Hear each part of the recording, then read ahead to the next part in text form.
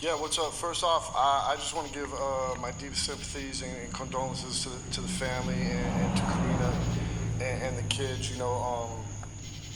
I've been a part of Ryan's life since I got out of prison in 2015, and I've been, up and down on the roller coaster with him, as he succeeded and as he, failed. And it's been a struggle. I know it's been a struggle for him. I know it's been a struggle for his family. I know it's been a struggle for Karina, and the boys. But, even guys like me and Ryan and other guys, it's been a struggle for us too, because here's this kid, this person, beautiful soul. Super loving, super creative. He just had this spark of life in him. It was like, you just want to be around the guy, and even though he would mess up all the time, you still see the best in him. And it's like all the time, it's like he would get you to that point, and anybody that knows Ryan who's close to him, he gets you to that point. It's like, do you want to cut this dude off? Like, you want to cut him off, but at the same time, you can't. You can't cut this guy off. What is it about? So many times, like I talked to Ryan and Karina a bunch of times. I'm like, man, I don't know. What am I going to do? I gave this dude like 25 chances, but he just had that thing in him, man, and really, I saw Ryan like a little brother. He was a little brother to me. He had a lot of qualities that I pride in myself. He was relentless. He was creative. He was this amazing writer. He had this amazing drive. He wanted to succeed. The biggest thing, though, he was a dreamer. This guy was an incredible dreamer, and I fancy myself as an incredible dreamer. And we would just spend hours on the phone talking about like what we want to accomplish, like in the entertainment world, what we want to accomplish with our writing, with movies, with films. And I was in the Midwest with my wife when I came in 2015, so I was kind of doing my thing as a journalist and a documentarian from there. But he was out here, and he would always tell me all these stories. Like Ryan's hanging out with Johnny Depp. He's like corresponding with Jim Olds, who wrote Fight Club. He's hanging out with like Nick Stahl from Terminator. Just like all these different things that I was just like, from the outside looking in, I was like, how does this dude like make all this stuff happen? It's just like he just manifests it. So yeah, man, he was a creative partner to me. We always talked about a lot of different stuff we wanted to do. And, we both had the prison in our background. We both had the writing in our background. And really, even right now, me and Karina were talking about this morning, like, I cannot believe that he's gone. It's just like, are you serious? Because even though I knew his struggles, I knew everything. He told me everything. I knew everything he was involved in. He would let me know. When he would fall off the wagon, he would let me know. When he was sober, when he would let me know. And I just never thought that it would, come to this end. Just knowing him, you're like, how does it come to this end, man? But it just shows you, man. Look, drug addiction, mental illness, PTSD from prison.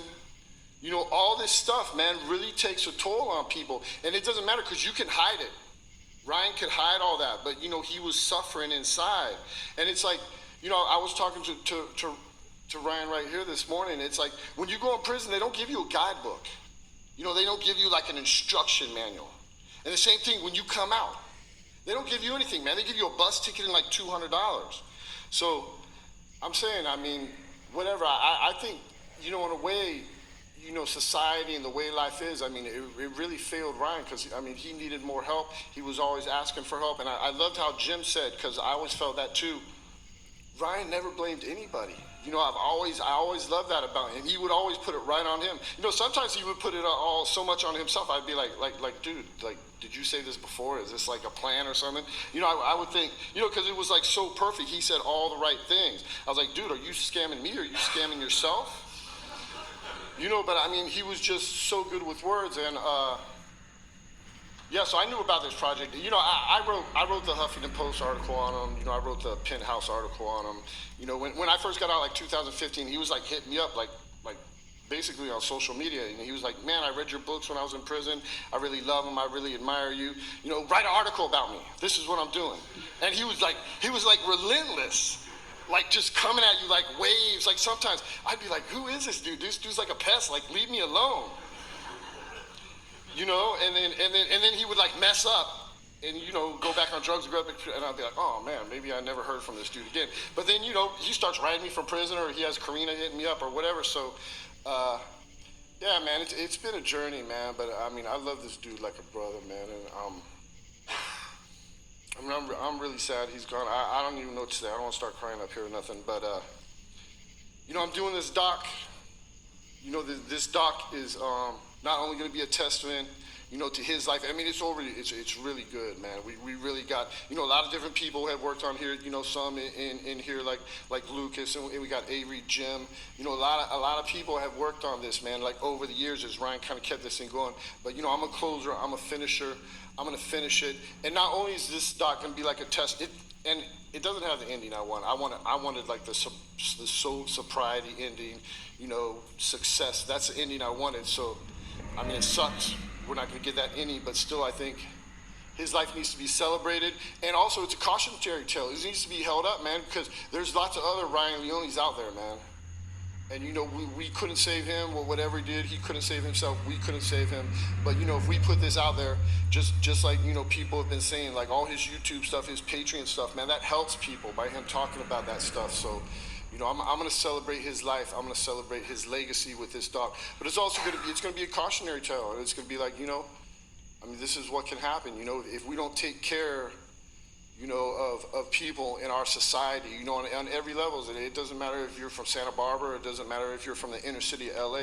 We need to take care of people on a people level, on a human level, as much as we can, and you can never make someone take help, and Ryan was always proud and would act like, nothing was wrong and everything was good. But, yeah, man, it's tragic, man. I'm sad that we're here, but, at the same time, man, let's remember him for that spark, man, because he had that smile, that spark, that charisma, which is like, I mean, who else you guys know? I mean, this dude like talks himself into Johnny Depp's Hollywood Hills mansion. I mean, who does that? I mean, nobody can really do that, but that's how I remember him. I remember him as this kind of mischievous, charismatic dude that always was kind of 3-4 steps ahead of everybody else, despite his struggles. But, yeah, man, like I said, I love the guy like a brother, man. So that's all I really got. Thank you.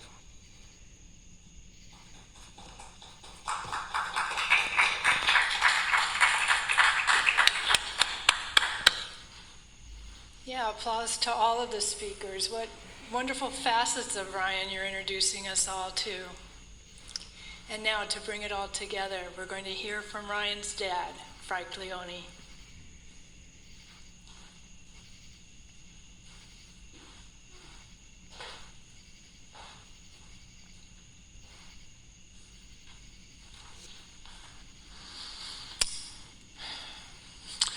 Thank you, Reverend Michelle. Thank you, Jim, and thank you, Seth, and thank you, Ryan, and thank you, Caitlin, and thank you very much. And thank everybody that's here, everybody from around the country, and I think to some large degree beyond the country that are tuned in right now, and those that may see footage of this in the future as well. But I also want to thank Ryan's mother, Diane. Ryan was a extremely kind-hearted, wonderful person that really cared for those in society that were most marginalized. And he would have never gotten to that point if it wasn't for the incredible influence of his mother, Diane, who raised him for 37 years as well as anybody could. So Diane, thank you. You've been a wonderful mother. And finally, I want to thank Karina very much as well for your loyalty, your dedication to Ryan. Ryan really loved you, and for being such an extraordinary mother to Ryan's 2 young sons. And if anybody has any doubts about the future that Nico and Wyland are going to be facing, I can assure you that they are both in extraordinarily good hands with Karina. So thank you, Karina. I met Ryan the moment he was born, 5:02 p.m., in another pristine summer Saturday back in 1985. And my indelible memory of that moment was that he came out And he wasn't crying, he wasn't grimacing, he wasn't complaining. He just looked around the room. And I sat there in amazement. It's the only live birth I've ever seen, and maybe that's what happens in all live births. But I remember I was amazed that he was so curious, and that he was so inquisitive, and that trait really lasted him throughout his life. He was able to absorb everything that was going on around him all the time, and it began in the first 10 seconds of his life. As others have recounted, he was an incredible young boy. He was happy. He never cried. He slept through the night almost right away. And he was into films and literature at an incredibly early age. It was mentioned earlier that he watched the movie Ghostbusters, and in short time was literally able to recite lengthy dialogue from that movie at the age of 3. And I knew there was something special going on there, I couldn't do it at any age in my life. He was able to do that at the age of 3. But his real passion was books. I read to him every night, and he wouldn't let me go. We just had to keep on reading and reading. And his Uncle Steve recounted a story recently that Steve had told me in the past that I think bears mention. That one day Steve was over and reading to Ryan as a 3-year-old. And Steve decided, well, this is starting to get a little tedious, so Steve skipped ahead a few pages. And Ryan immediately said, Uncle Steve, you missed some things, and then started literally reading the very words that Uncle Steve had skipped. You know, we knew something was there. We didn't know what it was, but we knew that there was some degree of genius. All of us, frankly, are a genius in some manner. And at the age of 3, we really saw Ryan's genius. And then finally, again, it was mentioned earlier that he had won a prize when he was 9 years old. By 9 years old, he was actually starting to write himself. And he had won a prize at the Barnes & Noble bookstore down here in downtown Santa Barbara in writing a short story. It was the title of that story that I think gave us an idea of genres to follow. The title of that book was Why I Suck Blood. You know, first prize. And I remember the first sentence is, in the dark evening skies, there was howling moondogs. Howling moondogs. How a 9-year-old could come up with those 2 words hooked together is beyond me. But again, there was this creative genius that was there at the earliest of ages. Favorite Ryan story of mine, and my gosh, I could have come up with 100 today, but this is one that I wanted to share. Back in the year 2003, Ryan was 18 years old, and we enrolled him in a gap school in Worcester, Massachusetts. Gap school meaning a year between high school and college, where you can do a job of your choice, you could learn life skills, and you could live with others in a dormitory-like environment. We flew east, we went to Boston, I brought him to Worcester. We went and registered early in the morning, and I left, heading back to the Boston airport to fly back to Santa Barbara. And about 6 or 7 minutes later, perhaps 8 minutes at the most, I was driving past a little park, a few doors down from the house where the registration for this program took place. And I looked and I saw 4 or 5 young people. They were all students, new incoming students at this school, sitting down in or next to a park bench, laughing their heads off. And standing right in front of them, standing and waving his arms and telling them stories, was Ryan. This was about 7 minutes after they all met. I don't think there's a story that describes Ryan any better than that. A showman that loved to entertain and loved to make people laugh. Ryan as an adult, and this is another transition to a very brief thing, but I think very, very meaningful as well. He was in one of his rehabs. One time Ryan and I counted them, and there was more than 20 rehabs that Ryan had gone to in his life. This one was down in Thousand Oaks, a place called La Ventana. And I went down to speak to the assembled group of residents there as well as the staff.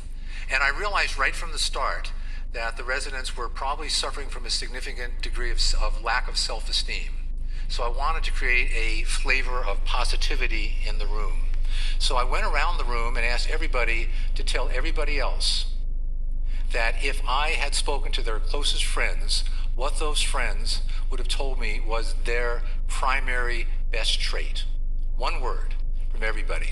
And it was really remarkable because these were people that were going through very challenging times, yet by